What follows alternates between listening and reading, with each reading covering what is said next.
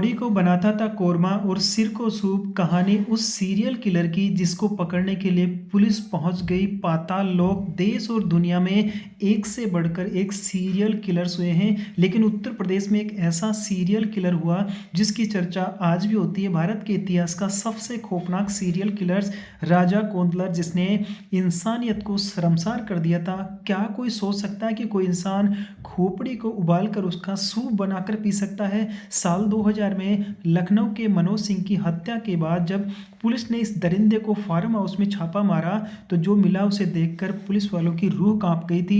जानिए अब वह जिंदा है या मर गया। साथियों, कहानी सुनाने से पहले आपसे रिक्वेस्ट है कि प्लीज़ हमारे चैनल को सब्सक्राइब जरूर करें। इसी तरह की क्राइम खबरों और क्राइम कहानियों के लिए चैनल को सब्सक्राइब जरूर करें, बेल आइकन जरूर प्रेस कर ले। दोस्तों, अपराध की दुनिया में हमने कई सीरियल किलर्स के बारे में सुना है, लेकिन उत्तर प्रदेश का राजा कोलंदर एक ऐसा नाम है जिसे सुनकर आज भी लोगों की रूह कांप जाती है। यह महज एक हत्यारा नहीं था, बल्कि एक ऐसा नरभक्षी दरिंदा था जिसने क्रूरता की सारी हदें पार कर दी थी। राजा कोलंदर के नाम से कुख्यात राम निरंजन की कहानी किसी डरावनी फिल्म से कम नहीं है। वह इंसानों को मारकर उनकी खोपड़ियों को सजाता था और उनके दिमाग का सूप बनाकर पीता था। राजा कोलंदर की दरिंदगी का सच साल 2000 में दुनिया के सामने आया। लखनऊ के एक दैनिक समाचार पत्र के कर्मचारी मनोज कुमार सिंह अचानक लापता हो गए थे। पुलिस ने जब जांच शुरू की तो मनोज के मोबाइल फोन की लोकेशन ट्रेस की गई। यह लोकेशन इलाहाबाद के पास एक व्यक्ति के पास मिली जिसका नाम राम निरंजन उर्फ राजा कोलंदर था। जब पुलिस उसके फार्म हाउस पहुंची तो वहां का नजारा देखकर अनुभवी पुलिसकर्मियों के भी पसीने छूट गए। पुलिस को वहां से कई नरकंकाल और नरमुंड यानी इंसानी खोपड़ियां मिली। राजा कोलंदर की गिरफ्तारी के बाद जो खुलासे हुए वह दहला देने वाले थे। पूछताछ में उसने कबूल किया कि वह लोगों की हत्या करने के बाद उनके सिर को धड़ से अलग कर देता था। वह खोपड़ी के ऊपरी हिस्से को काटता था और दिमाग को निकालकर उसे पानी में उबाल लेता था। राजा कोलंदर का मानना था कि किसी विद्वान या बुद्धिमान व्यक्ति के दिमाग का सूप पीने से उसकी बुद्धि की वृद्धि होती है और वह अजय बन जाता है।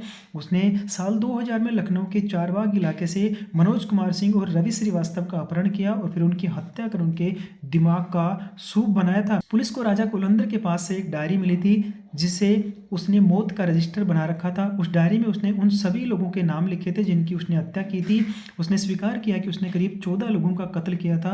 वह खोपड़ियों को इकट्ठा करता था और उनके साथ बातें भी करता था। उनसे अपने घर में बाकायदा एक ऐसी जगह बनाई थी जहाँ खोपड़ियों को लटका कर रखता था और उन्हें अपना राज्य मानता था। वह खुद को एक राजा समझता था और उन खोपड़ियों को अपनी प्रजा।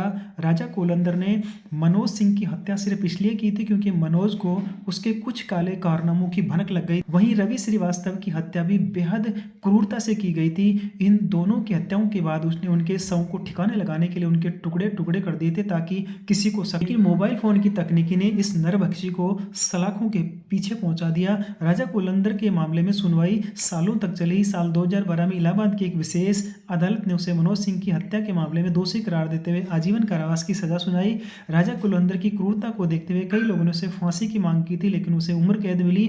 वर्तमान जानकारी के अनुसार राजा कोलंदर अभी जीवित है और उत्तर प्रदेश की जेल में अपनी सजा काट रहा है। उसकी पत्नी और साले को भी इसी मामले में संलिप्त पाया गया था क्योंकि वे भी इन अपराधों में उसका साथ देते थे। मनोवैज्ञानिकों का मानना है कि राजा कोलंदर एक साइकोपैथ था जिसे लोगों को तड़पते हुए देखते और उनकी खोपड़ियों के साथ तंत्र मंत्र करने में मजा आता था। उसे सत्ता और ज्ञान की ऐसी भूख थी जिसने उसे एक दरिंदा बना दिया था। उत्तर प्रदेश पुलिस के रिकॉर्ड में यह मामला आज भी सबसे विभत्स और डरावने केसों में से एक माना जाता है।